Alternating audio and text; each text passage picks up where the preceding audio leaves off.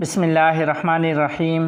محترم ناظرین، السلام علیکم ورحمۃ اللہ وبرکاتہ۔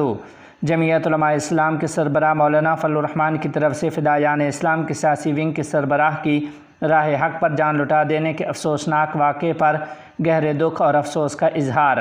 تفصیلات کے مطابق سربراہ JUI مولانا فضل الرحمان نے کہا ہے کہ جمعیت علماء اسلام راہ حق کے خاندان اور مظلوم سرزمین خدا کے باسیوں کے غم میں برابر کی شریک ہے۔ راہ حق کی عظیم الشان قربانی سے مظلوم سرزمین خدا کی آزادی کی تحریک ختم نہیں ہوگی۔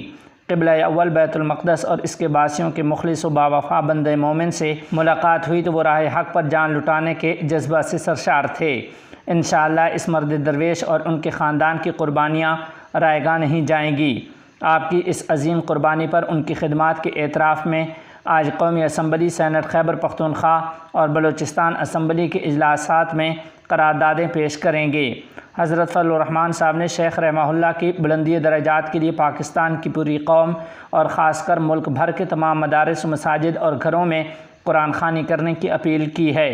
قائد ملت اسلامیہ مولانا فضل الرحمان نے بروز جمعہ ملک بھر میں اسلام دشمن سرزمین جینی ناجائز ریاست اور اس کے باسیوں کی جارحیت کے خلاف اور شیخ مرحوم ابوالعبد کی قربانی پر احتجاج کی کال دیتے ہوئے کہا ہے کہ ملک کے چھوٹے بڑے شہروں میں ناجائز ریاست کی جارحیت کے خلاف اور ابوالعبد حضرت شیخ رحمہ اللہ کی شہادت پر بھرپور مظاہرے کیے جائیں۔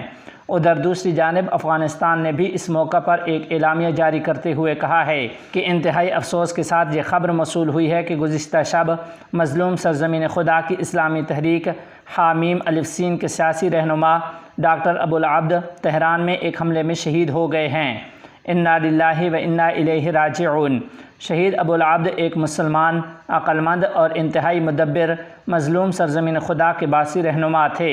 انہوں نے کامیاب مزاحمت اور جیم ہا الف دال میں بڑی قربانیاں دیں اور اب اس راہ میں اپنی نظر پوری کر دی ہے۔ قربانی ایک مسلمان اور مرد مومن کی عظیم فتح ہے۔ ابوالعبد رحمہ اللہ کامیاب ہوئے اور اپنے پیروکاروں کو اس راہ پر استقامت، ایثار و قربانی، صبر، برداشت، جدوجہد اور عملی قربانیوں کا سبق دے کر رخصت ہوئے ہیں۔ ان کی شہادت پر ہم ان کے غم زدہ مجاہدین خاندان حامیم الف سین کی قیادت اور صہیونی غاصبوں کے خلاف نبرد آزما جاں باز سپاہیوں سے تعزیت کرتے ہیں۔ ہم ابوالعبد رحمہ اللہ، ان کے اہل خانہ اور تمام مجاہدین کے لیے صبر جمیل کی دعا کرتے ہیں۔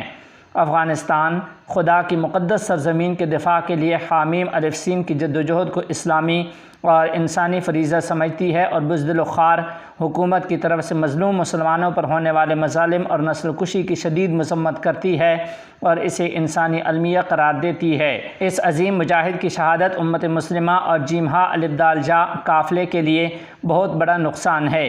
حکومت افغانستان ایک بار پھر بااثر فریقوں بالخصوص عالم اسلام اور عرب دنیا سے پرزور اپیل کرتی ہے کہ وہ خطے میں ذلیل و خوار درندوں کی جارحیت اور مظالم کو روکنے کے لیے ہر ممکن کوشش کریں۔